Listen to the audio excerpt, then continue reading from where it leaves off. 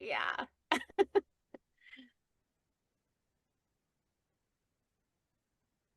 Hello, hello, hello, my gorgeous friends. It's so good to see you guys. As per always, I will let people in as the call goes on. I have the formidable, Melissa Kay Benson here with us. Melissa, now I get a little bit confused about history. I'm a Gemini, so we just, the most interesting story is the one we pick. But it was either and Melissa Kay Benson and Griffin were both on one of the very first old school Joe calls. And Melissa, I know the reason Melissa was talking about her work and like the anatomy and how to sit up and the call was almost over. I was like, wait, what? Keep talking. And I remember literally when the idea hit, I want to have a call where we just ask you questions like the entire hour. And I thought, oh God, what have I got myself into? We'll just do this one call and we'll do one call with Griffin because I was really interested in the Chinese archetypes and how they related to the voice, those two subjects.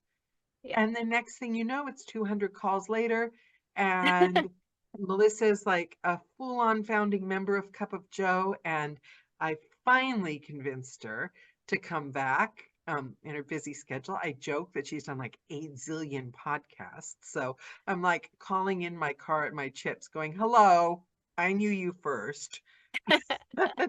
But So I true. got lots of questions for you, and they're beyond the normal questions about how to sit up straight in the booth. And Oh, that, I know. I'm ready for your questions, you girl, ready because for the I questions? see your show and sometimes I think, ooh, I don't know if I'd want to be in that hot seat.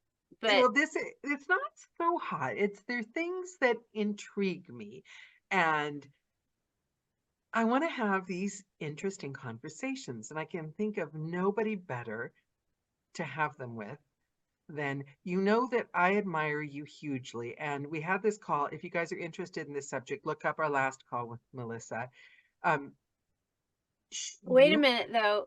You When I started with you, I'm not really sure how we met, Daniela, uh-huh. because we met before you were really doing Cup of Joe, I think. I think you were Yeah, just I think we starting. knew each other kind of online on Yeah. Facebook. And I think I was I, like one of your first guests on the show, but you hadn't started recording them yet. You remember that? The first call, but we did another call with you, didn't we? I think we did another call with you Um, afterwards where we talked about your Maybe Fitbit and all that and all your what is it? CrossFit, not CrossFit. Fitbit. Cross. Yeah, maybe so with Griffin. I I think remember we've done with Griffin. two Yeah, calls. I think you're right. So yeah.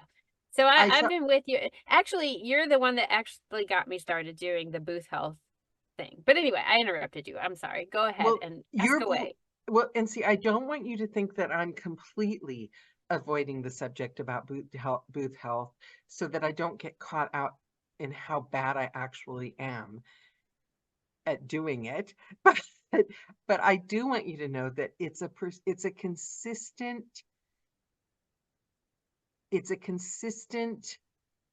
thing in the background reminding us to always be aware. So it has, although I've not implemented things, I see your posts and your videos and it informs the way I do things. So I'll be in the middle of the booth and I'll go, "Oh, I'm not supposed to be doing that, am I?"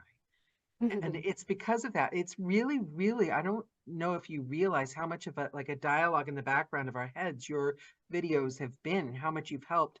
Do you still do consultations with people one-on-one? Yeah, I do. And the information about that is on my website. Um, but yeah, and if I'm a little voice in your head somewhere reminding you occasionally, then I feel like my job is being done because You've done your job. It's just me being no, I lazy. no, and that's why I keep doing it because I think it's, you know, it's kind of like being a mom.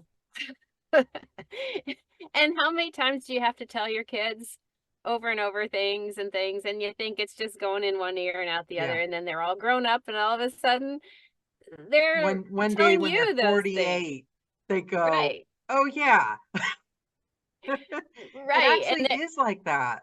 Yeah, and then they're telling me, Mom, turn the bedroom light off when you leave. Okay. Now, do Um, I see your posts specifically because I'm friends with you? Do you post them just on your page? I mean, I see them all the time and I never stop to think, where do I see them? Like, so if somebody is not seeing your posts, how can they sign up to make sure that they do see those posts? Because you guys, it's like a massively beneficial daily reminder of like your posture in the booth, the way you move yourself, things you can do to fix yourself physically. How can they make sure that they do see those posts if they're not seeing it? okay, I'll tell you where I post them. I post them on my personal Facebook page, Instagram, um, LinkedIn, and Twitter. Well, X now, and I don't do TikTok. Um, but I also post on the Facebook group ACX Narrators.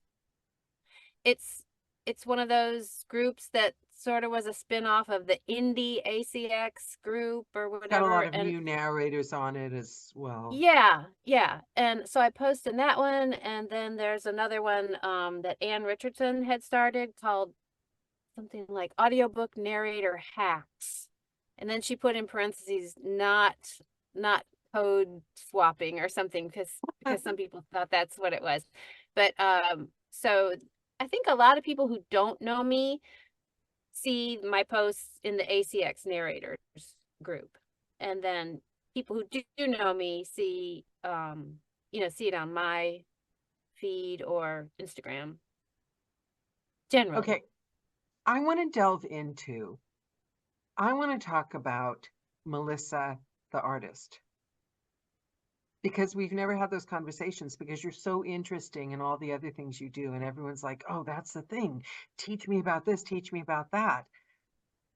But I want to talk about, first of all, I want to talk about, because you're still in New Orleans, right? Yes. It's a very, very strong place to live in that, from what I understand and what I hear and everything I've read, the city you live in has such a huge character of its own. It's like a person. I mean, it's like a character. And I am interested in how New Orleans informs you as an artist and you as a narrator and what you bring to your work, because I feel that it is such a strong character that you meet people from New Orleans and they're different.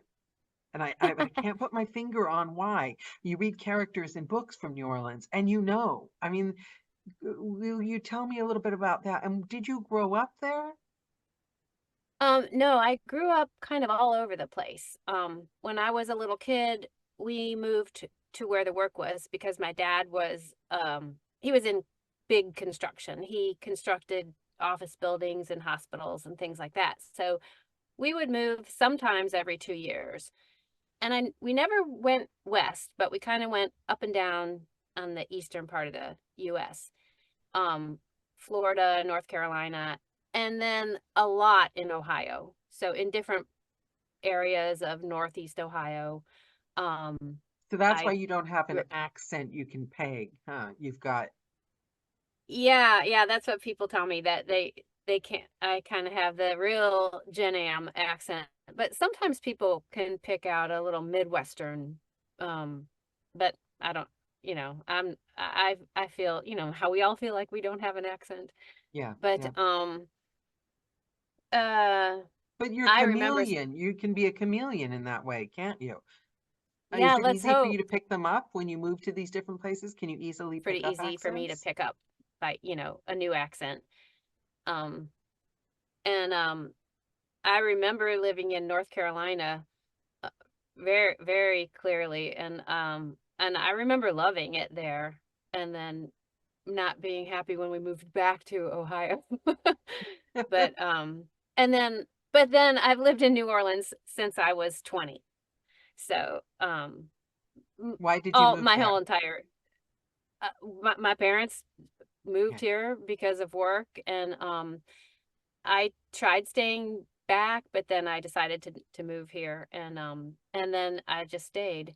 And it's funny because my dad was still employed and he was still working and moving, and they kind of talked me into I thought I was being a big girl staying, all on my own, and and my mother would call me and tell me, well, it's December 5th, and the windows in the house are all open, and the light breeze is blowing in, and the sun shining, and it's beautiful. And she just convinced me that that I should move for the weather. Which and oh, and she would also say, everyone's skin is so beautiful here because of the humidity.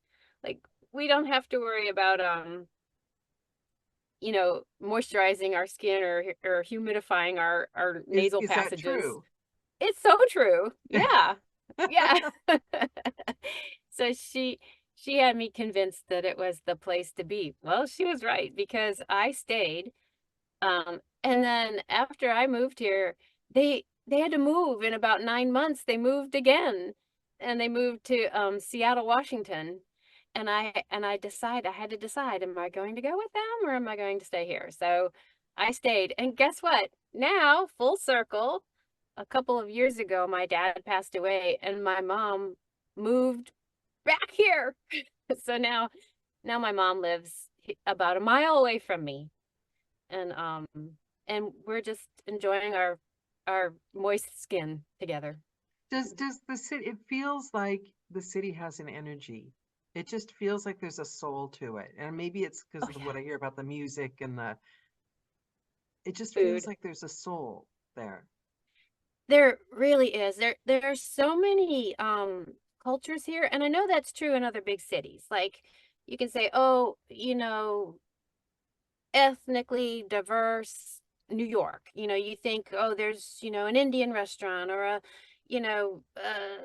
South American restaurant, all the different kinds of food.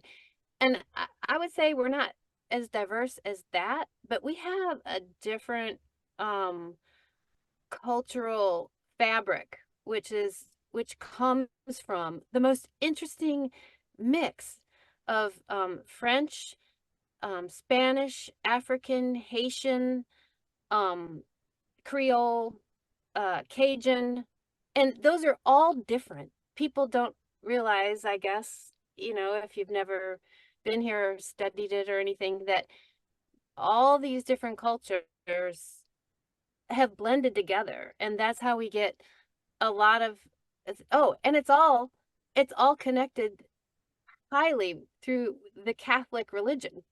So, It's believe on it or my bucket list. One of my favorite yeah. movies, it was a horror movie, was there, and I loved it. Not Oh, because of the really? horror Oh. movie, but because oh my God, it was just the atmosphere. It's a horror movie. It's about this girl that goes to stay in a house to care for an old lady, Oh. and like the old lady like takes over her spirit or something. It's like a Oh. gonst. It was such a good movie.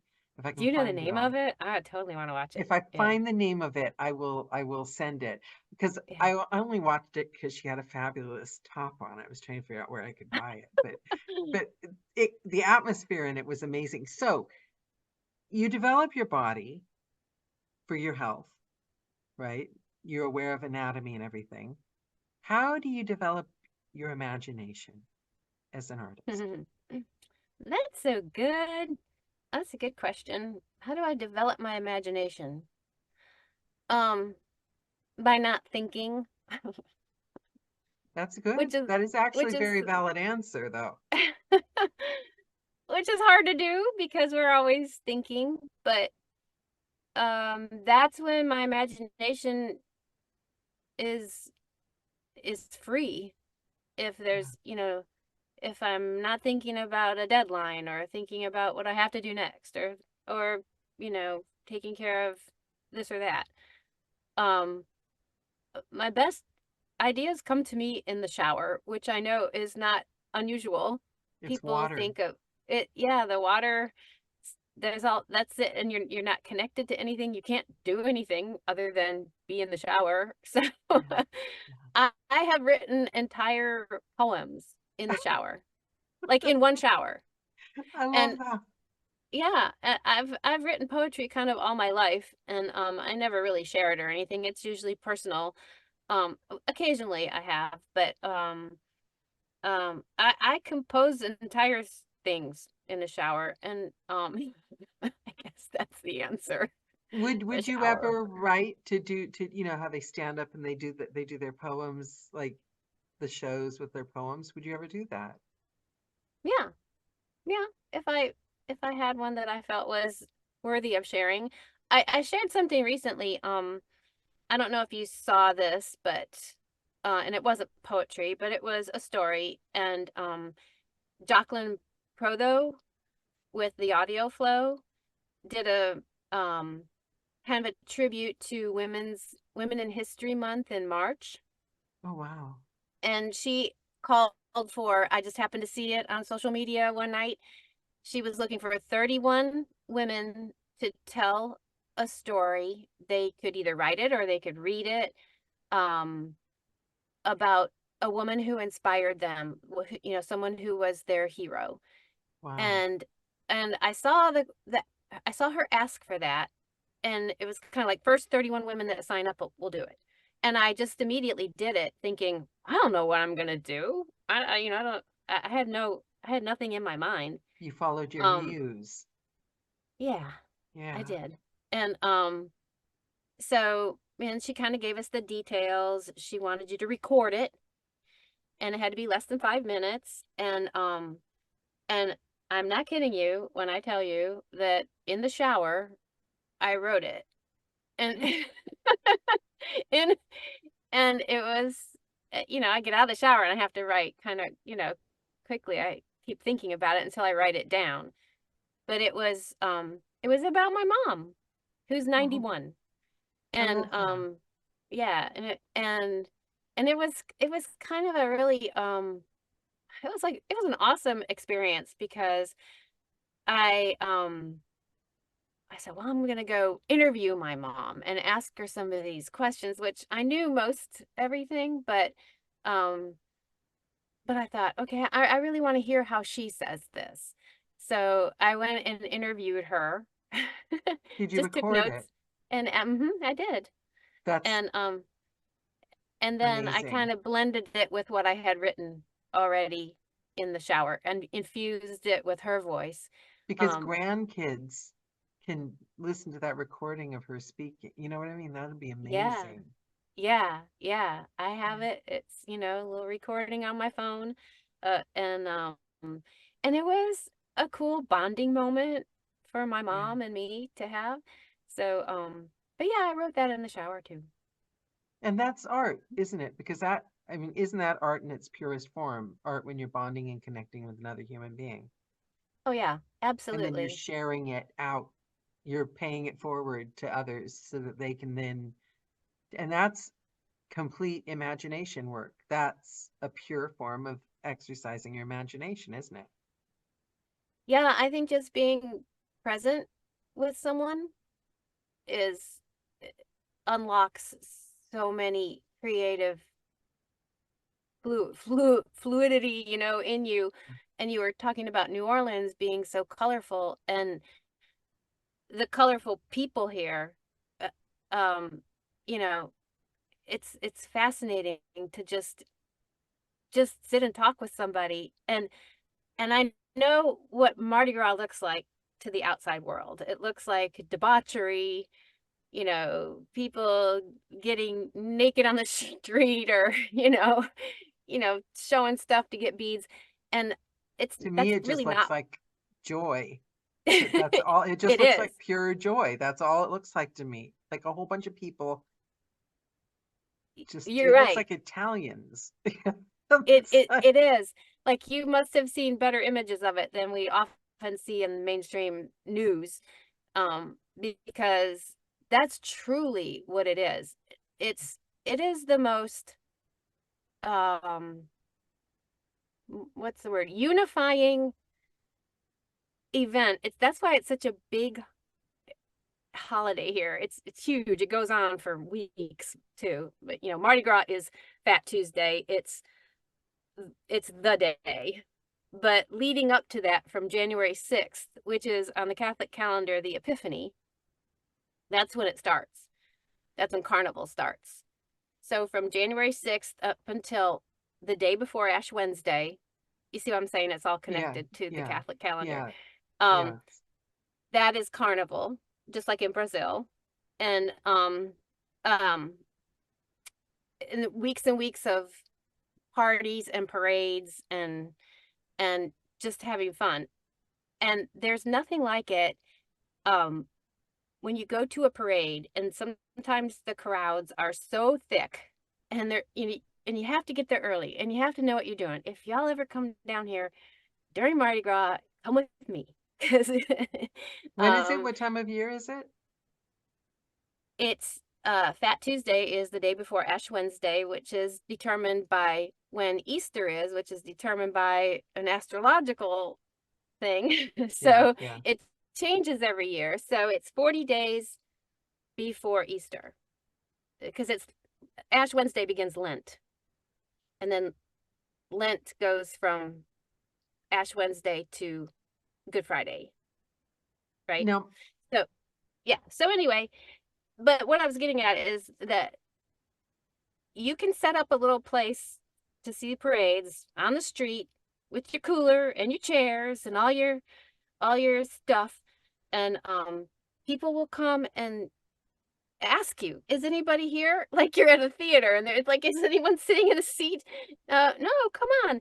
And by the end of the thing, you've got people all around you, and you're sharing your food, your snacks, you're sharing your and they're drinks. your friends for life, You're aren't they? Because you've shared Yes, something.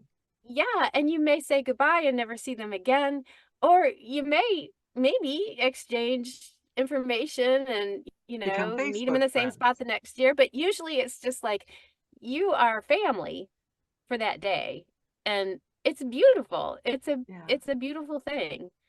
And I had kids on my lap, the kids that were behind me this year, and I felt like, oh, they can't see because we got here early and we're like way in front. And I had them and ask mom, is it okay if they come stand on our little ladder? Yeah. And so kids, but then you're like you're catching stuff and giving it to the old people or the babies. It's just it it's an unbelievable uh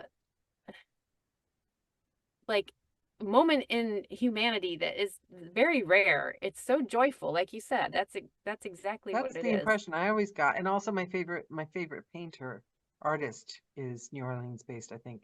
New Orleans. I'm gonna butcher his name. Leo Meyersdorf. Have you ever Oh, heard of I'm him? not familiar. Look him up. Yeah. He's my favorite. Let me see if I can find his He's name. a visual artist. Hold on. This is how you spell it. Let me see. I was thinking about it before we got on this call, actually. I looked him up to make sure I got his surname right. The man's amazing. He's one of my favorite. I don't know. There are just so many artists and musicians and people that come out of New Orleans and movies, and they evoke strong emotional feelings, and that's my favorite kind of place. I don't Can I want to tell you see a a story about that? Yes, please. Anything Okay. about New Orleans, I'm there for. Okay. So you may remember Katrina, Yeah, 2005, and that was a disaster for sure. But I'll skip fast forward through Katrina, through the floods, through the trees falling on our houses, all that stuff, and the cleanup and the mess. And um so Katrina was in August 29th, 2005, and Mardi Gras was the following February or March. I can't remember the date of it, in 2006. But the infrastructure was demolished. And we all felt like we were there. We weren't. I mean, but we all sat glued. yeah. But that many months, August, September, October, November, December, January, 5 or 6 months later, we were not normal yet. I mean, we were not back to normal for a good, depending on where you were. a good 10 years. But Yeah. uh but Mardi Gras went on, and I was at a parade on a main street, and it was a night parade. And in the night parades, the floats are all lit up and they're beautiful. The floats are just works of art themselves. Oh gosh, Daniela, you would love the floats. I would They're love it. incredible. I know I would They're done love by it. artists and they're just gorgeous. But anyway, and they throw things off. We don't just watch a parade go by. It's interactive. The riders throw things, beads, I want trinkets. those beads. That's the Okay. other reason I want to move. You would Oh love the my Muses God. Parade. The Muses Parade is a women's parade, and they decorate high heels shoes before the parade, and they bedazzle them like gorgeous works of art. And Wow. they don't really throw, they hand them down. You need a Muses shoe so much, Daniela. That is totally up your alley. But anyway, I was at this parade and everyone was like screaming and yelling with their hands up and laughing and sharing their food and sharing their snacks and catching stuff, and the whole parade was just a lighted extravaganza. It was so beautiful. And I just happened to turn around and look at what was behind me, and it was a dead shopping center, and there were no street lights. It was blackness behind me because of Katrina. It was the whole street, the whole area had not come back at all where we But the were standing. triumph of the human spirit over Yes, adversity. That is like every yes, story we've told each other through millennia. The whole point of being alive, the triumph of the human spirit over adversity. And I just don't have patience for anything, any story that doesn't involve that, because I'm sorry, it's just boring. That's like, it gave me chills to realize how resilient we are as a yeah, people. Like it exactly, Daniela, what you said is exactly right. It was a triumph, and I turned back, and like not one single person was, you know, thinking or worried about how this whole shopping center was dark and black and dead, and on both sides of the street. Um, but this one beacon of light was traveling down this dark tunnel, and it was just made up of beautiful people. That's all. And I will never forget that moment. That was it it's just went to my soul. it's the other extra layer. And also maybe we challenge ourselves to live like that every, because I had a conversation with a friend today and we both were worried about a thing. Just you worry about things come up. Hmm. And you try to figure out the best answer, and sometimes there aren't any answers. And I think this is where people fall through. When there aren't any answers, they stay in the worry. And I think that like in New Orleans, when there isn't the answer, then you just decide, I'm going to make it okay. It's going to be okay in the end. And if it isn't going to be okay in the end, I'm going to make it okay. I'm going to be okay. Right? And they did Right. that. They made it okay. And I mean, it wasn't. I mean, but so we have a question. I'm going all high and like the meaning of the world. I'm Jonathan right there will, with you though. Jonathan's bringing us back down to earth. He has a Okay. very good point, and I'm actually curious about this because I know I messaged you one day and said, I'm doing this book. How am I supposed to pronounce New Orleans? Because everyone's doing it differently. Jonathan says, when I was in New Orleans, I was endlessly told that New Orleans is pronounced as Nolans, Nolans, Nawlins. Jonathan, would you be okay to get on and pronounce it the way you were told to pronounce it? Or, Yeah, can you hear me? yeah. Yes. How? Yeah, I was there a few years ago, and I was endlessly told by everyone that I met, because I'm a British RP voice, and they would say, Jonathan, you can't say New Orleans, it's Nolans. So that's what I was told. Yeah. I don't Nolans. know. The Nolans thing, like N apostrophe AWLINS or something like that. It's not right. But some people insist, like you said, some people insist. I don't know what they're doing, if they're trying to just like prank the tourists or what, because no one here says Nolans. No one here says that. And they don't say New Orleans. And it's pronounced exactly the way you said it, Daniela. New Orleans. The New only Orleans. reason I said it that way is because I always go back and check your thing every time I have to do a book with Jensen. I go back and I check know. your message. I know. But really, I would say Nolans is not really wrong. I don't know. I don't know what to say, because it's just not the way people from here say it. Now, New there's some Orleans. people like kind of a uptown accent. They might say New Orleans, like that. But no one says New Orleans. And yeah, you're gonna hear either New Orleans, and sometimes maybe if they say it fast, it might sound like Nolans, like Nolans, like New Orleans. yeah, like if you kind of say that fast enough, maybe with a certain accent, it might sound like Nolans, but you're safe if you say New Orleans. How does your work That's reflect you as an individual? oh, my work reflects me as an individual, because What I'm what parts I'm of an you? actor to my I'm it feeds my acting soul. So I have felt my entire life, if I wasn't involved in some kind of production, that I wasn't anything. And when I was involved in some kind of production on stage, that was me. Like, it's like being on stage defined me. It's who I am. And I know that's not really right, because, people aren't their job. I know that. So I'm going just to a different layer here. Okay. We're going Yeah. one layer Yeah. above Yeah. of who am I? Who am I? Self with a capital S. We're going a little layer out from that. A little layer out from that is I am an actor on stage, and this career of narrating audiobooks is just food for me. Like I never feel like I'm struggling because I'm not who I am, because I'm not on stage and I'm not in a show. I'm not because I am every day. And so yeah, to my soul, it's who I am.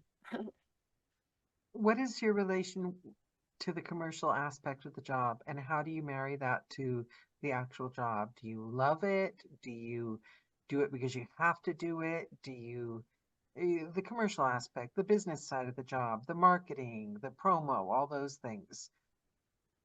Well, Which because parts of those do you like and not like? she really wants to know which parts I don't like, right? Um, well, some of it is a necessary evil, but I try to make the most fun out of all of it, because the one good thing about the marketing and the social media part and all that is, because we are so isolated and working by ourselves, it does give us a chance to interact and network. So I really do actually love the interacting and networking, and that's why you'll see me at as many functions as I can attend, which now there's so many, they're Yeah. overwhelming. Yeah. So many workshops and so many groups getting together. It's just awesome. Um, and I love attending those, because I mean, I guess I'm mostly an extrovert, and I get energy from being around people. And so that part to me is energizing. The stuff I don't like would really be like technical stuff that I don't feel completely at ease with. I Do you and find them as a challenge and then you want to learn them really quickly so you then know, or would you prefer to outsource and just have somebody fix it so it works from now on? I started outsourcing as soon as possible. Yes, outsourcing is a good thing, and for some of us, What not about everybody. Melissa in the beginning? How is she different than you? in the Melissa, that beginning. started narrating when you first started? Oh boy, there was so much I didn't know that I didn't know. Um, it's it's almost comical when I think of, how I jumped in and kind of thought that I knew what was going on, and then found out that I didn't know what was going on and had to, the learning curve. When I But first that started, wide-eye naivete, do you not sometimes wish that like you could recapture? Sometimes I wish I could recapture a little bit of that energy. That like when I first started, oh my God, I'm really gorgeous at this. I'm doing all these ACX auditions and these people love me. I still think that. Whether I get hired or not. I'm like, well, later on when I go listen to it again, if I ever do, I'll be, I'll think, oh, no wonder. But yeah. Um yeah, and it's fun to see new people come into the industry, and you kind of know that that's where they are too, and you're just like, Yeah, yeah, enjoy that. I know. And like, I love that sometimes you'll see that post. And if you're about to do that post and you listen to this, I'm not making fun of you. I swear I'm not. But you'll see that post. They're so excited. I just got booked. It's a 30-minute keto book, and I'm so excited. I can't believe it. And, and the Yeah, and thing you know is, what? that Oh, go ahead. excitement is valuable. It's just as Yes, important as your excitement 20 years from now when you get whatever book. It is, because for where yes. you are, it's a great accomplishment. Yeah, so none of it is none of those moments are what's the word I'm looking for? Like, throwaways, Yeah. because at the time they are serving a purpose to move you forward. And so it's just that when you look back at yourself, I would never I look at know you anybody else and cringe. you You're like, go, ooh, oh, ooh. did I really wear that? Yeah. Yeah. Right. Oh, But the thing is, you have to, and I am envious of that energy, that newbie energy a little bit, because not knowing what you don't know gives you a little je ne sais quoi edge of confidence. And also the excitement subconsciously can come through in your auditions. So we've got a quirky question for you from Barbara. oh, What's quirky the question from scariest thing that has Barbara. ever happened to you? Oh my gosh. The Yeah, Barbara's scariest good at thing? this. Barbara and Ooh, Kim, you don't want to Barbara. mess with them. Oh, I know there are scary things that have happened to me. Oh, oh gosh. I know there are scary things that have happened to me as an adult, and I can't think of them, but I remember being a child and getting lost and stuff like that. Oh gosh, scariest Like in the thing. grocery store lost, or No, at like an amusement park. like Well, like kidnappers lost, possibly. Like well, that's dangerous. like I was the youngest in a little group of cousins, and they were supposed to be watching me, and they didn't, or I wandered off or something. And I remember being on the carousel and going around on a horse on the carousel and seeing where we were supposed to meet our parents, and I'm Oh my God. seeing everybody meeting, and I'm like waving, like, and they are not looking at me, and then I go around and then they're gone. And I mean, that's just one of those childhood things, but I But know that's a they're, big thing, and Barbara's right. That's definitely works as a scary event because it imprints on you as well when you're that young. yeah, as far as being an adult and being scared, I don't know. I know there are things. I know there are things. I must put them out of my mind and never think of them again. Yeah, Kim's like, hello guys, has anyone ever experienced anything haunted? And also, you're Yes. in New Orleans. Come on. Yes. Oh, Really? yes. But that wasn't scary. Oh, tell That's us. the, oh, you want to hear my ghost Yes. Are you events? kidding? Well, you should have opened with Okay. that. Oh, yeah. Heck yeah. And actually, just to let you know, what's you may have seen that Johnny Heller is holding his Splendiferous workshop in New Orleans Yes, in May. I yes. mean, it's booked and everything, and it's It's in happening. New Orleans. It's in New Orleans, and I'm so happy I got to help him plan it, and I've had the best time helping find venues, and I found a haunted hotel. Is it And fully booked? Is it fully booked though? I think so, but you could contact Johnny or go on his website and find out for sure. It's May 6th to the 10th, so it's in a couple weeks. But I did also book a ghost and cemetery tour for everybody that wants to go. Um, so I'm excited. But my personal ghost stories, I have a few. One was my husband was, before we were married, lived on the water, on a wide canal called a lake. It was called Niles Lake. And I was there one morning early, and it was foggy, and I looked out the window and I could see two men on a pirogue. That's what we call a little flat bottom boat. And there's two men on a pirogue, and one was standing up and one was sitting down, and the one that was standing up was doing this motion where he was it looked like he was dragging a crab trap up into the pirogue. Like he just kept doing it over and over. And I said, oh, I guess that guy is out there. Normally you didn't see anybody stop. Usually it would just be boats going by slowly. And I said, that guy must be pulling crab traps from there. And then it was like 20 minutes later, I looked out and he was still doing it in the same spot and hadn't moved. And I was like, Kirk, what's this guy doing? Like, why is he pulling? And you couldn't see. It was so kind of like misty and foggy that you couldn't really see the crab traps. You could just see his movement and the other guy sitting there. So I thought, that's just weird. And so I went outside. I stepped outside the little door and looked, and he was not there. The boat, nothing was there.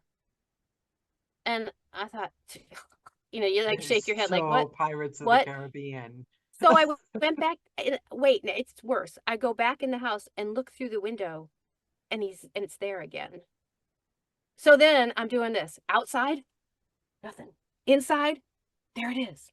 Outside, and I tried all the windows. I thought maybe I'm seeing something in this window, and I went, and all the windows. There were a lot of windows because it faced the water, and so I looked through all the windows. Went upstairs, looked through the windows, and I could see him through the window, but I could not see him through the clear air. And I didn't know anything about ghosts or anything, but later on I looked it up and I read that there are different types, and that some spirits can only be seen through a mirror or through glass. So cool. I So know. cool. I know. And he saw it too. So it, like, I knew it wasn't just me. And I mean, I wasn't trying to see anything, So but cool. then, yeah, and I really didn't know what I was seeing, but I was definitely seeing it because I went in and out like 5 times. Like, what is this? But that was one, and then there was another one at the theater, our little community theater In New here. Orleans. They've got to be Yeah, in New Orleans. Yes. yeah, and uh, there was the sound and light booth were up above in the back of the theater, and I was directing Little Shop of Horrors, and I was painting. Yeah, I was painting the floor because the director in a community theater gets to do all the jobs usually, and it was late at night, and my husband was with me. It was just the two of us. It was dark and late, and there And we're was a sure set that of your husband is not like a prankster, right? no, Because I'm no, noticing he's here all these times. yeah, he's Okay. right. He's in on this. Well, he was doing something else in the theater, and I was painting the floor, and there was a set of chimes, the kind that just had the little, like, graduated size chimes hanging down, and you brush them like or play them that way. And a set of chimes was up in the light booth, and no one was in the light booth, and we heard those go, and it was unmistakable. And there was nobody there, and there was no. And also, I worked in that light booth, and by myself, because the sound booth was in a different place at the time. So I was in the light booth by myself and I worked a production where I worked the lights. And every night there was a doorway and stairs that went up to the light booth. And every single night I would hear the door open and I would hear step, step, step. And I would roll my chair back and look down, like, who's coming up the stairs? No one. And then sometimes it really would be a person, and it sounded exactly the same way. But every single night, I believe a ghost came through that door and started up the stairs to the light booth where I was working. I still get chills. I don't mind stranger ghosts, right? Like, I'm totally happy with those, but I have an ex that I'd rather avoid. So it's like, do you know what I mean? Don't want to be haunted by anyone I know. I know. So far, any of the ghosts or apparitions or things that I've seen have been non-scary. But I mean, I've heard people definitely tell really scary stories about a little girl standing in her robe at the end of the bed, beckoning, like, "Come with me." Like, no, I don't want anything like that. I've got to get you the name of that movie. I'll find the name of that movie. Yeah. It's not like a top. I think like Kate Hudson was in it or something. Oh, yeah. It's like, Yeah, I would like to know. Yeah. I've probably It was heard of ghosts. it once you tell It me. was proper ghosts. And Yeah. proper creepy and proper New Orleans. Big old house and all that. So yeah, you could feel the heat. Okay. Yeah. So, so I monopolized the whole thing with ghost stories. No. We love where that's going. That's like, the more we can talk about ghosts, the happier all of us are. The less we have to talk about our posture. I know. No, and the thing is the skeleton key. That's it. The skeleton key. Oh, that's the name of the movie. Cute top. Yeah, but it is quite kind of scary. The skeleton key. I don't mind talking posture. I just have a really guilty conscience at the moment. So, Melissa, how do you maintain your individuality as an artist and not be influenced? Because there's so much information out there, so many do's, so many don'ts, so much coaching, so much good information. I know. But how do you not water down your original energy and maintain your individuality? Well, it's kind of like cooking. So when I don't know where I'm getting these answers from. I love them. They're very good. Because when I cook, I'll follow a recipe the first time. I swear I haven't given her these questions ahead of time, guys. No, this she is off didn't. The top of her head. I'm just being ahead. present with you, Daniela. I love it. You're everything's connecting. The synapses are all connecting. So go ahead. You're cooking a recipe. So yeah, when I cook, I'll use a recipe once or twice. I'll follow it, and then I start going, I don't know. I think I might like to add this spice or that spice, or give it this flavor or that flavor, and put my own thing on it. And I think that's what I've done with audiobook, with narrating. I mean, I didn't know I had the stage background, but that was it. Yeah. So, there was a learning curve, and I had to learn a lot of things. But yeah, I think it's like that. Like, I learned it to the point of feeling comfortable enough to add my own style. Do you plan on going back to do you still do theater? I've been thinking about like my life after narrating, like when I'm really, really, really old. And I think if I wait till like I'm 70, I might go back into film, because all the competition will be dead. That's what I'm thinking. And they always need little old ladies in movies. Hey, yeah, my dream is to play Miss Daisy in Driving Miss Daisy. I've always said that's gonna be it. Once I play Miss Daisy, I'm gonna be done because I'm gonna be 85. Do you still do things now? Do you still do theater now, or is it all narrating now? Very occasionally. I think the last show I did was 2 years ago. It was 2 years ago. I did uh The Foreigner at a Oh. little place that is funky. It's a hair salon by day and a theater by night. And it's called Cutting Edge Theater. I love that. I Isn't love that cool? that. I do Yeah. love that. Do Yeah. you, so So you go in, and the way he used to have it, the guy that owns this place, and he's the hairstylist. When he first started doing it, you literally sat in hair chairs, and he would come and pump you up. And he'd pump it up like, "Can you see, baby? You high enough now? You can see, baby? Okay. All right. You got what you need? You got you some chocolate? You got you some wine? Okay." And yeah. But he where do kind of you get your expanded. energy from? Were you always a calm, centered person? Did you have to become one, learn to be one? Do you have to meditate to achieve it? You have such, and I'm not talking healthy, like, not going to bring up my guilty conscience with no exercise thing again. We're not talking that. I'm talking healthy as in you have such a good energy that just having a conversation with you makes people feel, we all have that relative that like everyone loves being around them because you just feel good. You feel good about yourself and about them and about the world when you spend time with them. And that's the energy you have. And I'm wondering, is that natural, or like, do you have to work on that? Or do you take something? Oh, How do you get that? Daniela, I want some. you were pulling on my heartstrings until you asked me if I was taking drugs to be like that. No, but seriously, you Oh, are that that's really person. sweet. So how? Wait, let me just feel that for a minute, what you said to me. Oh, thanks. Thank you. You're welcome. Um, Thank you for being that person for all of us.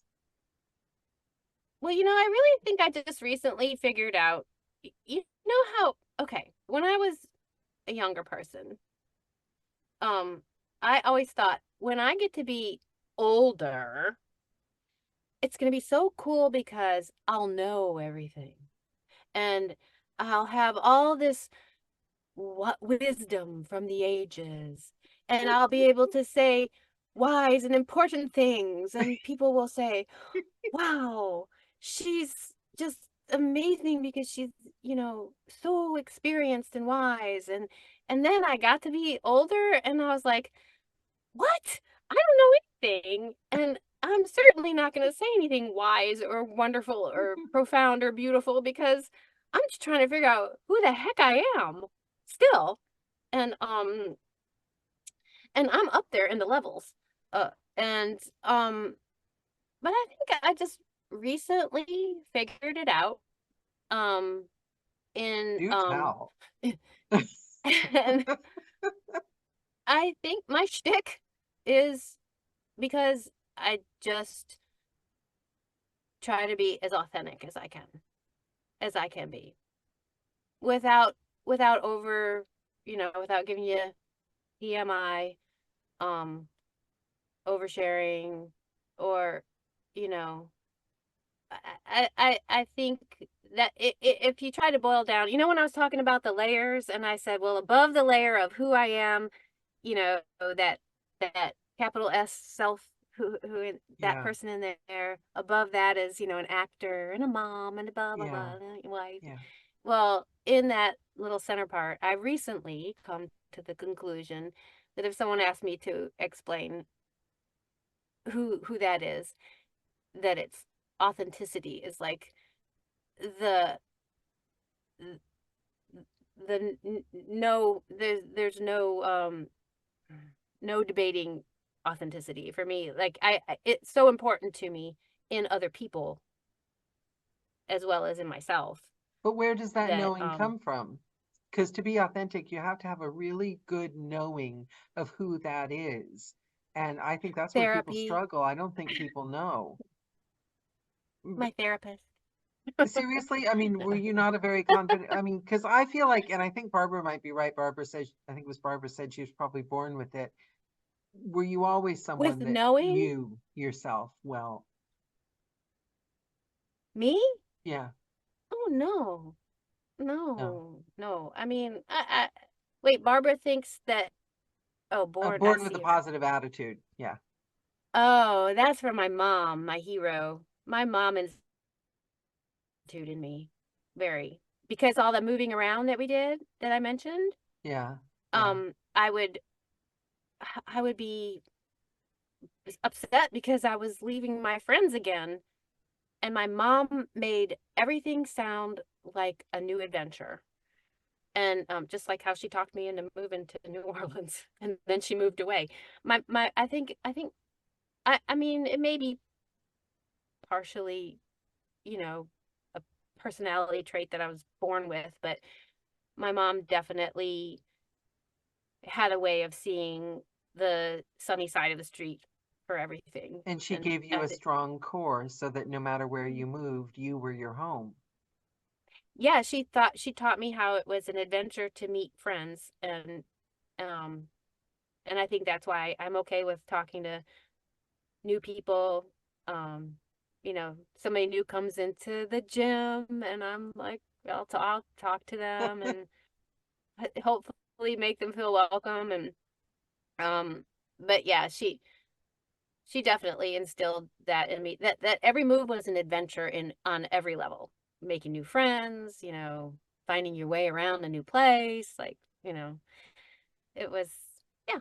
That's I love that. I'm maybe where not I even got going it. to ask you the final, if you want to leave one thing with people, because every move was an adventure on every level. Is wow. I mean, because it is, isn't it? If you can do that, then all of life's a game, isn't it? Yeah, but try to move me now. Brakes are on. That's my husband. My husband is a mover too, because he was in the Navy, and he moved all over the place all the time. And so he gets itchy being in one place too long. He's never lived as long as he has here anywhere else. And he often talks about moving here or moving there, and I'm like, "No. No."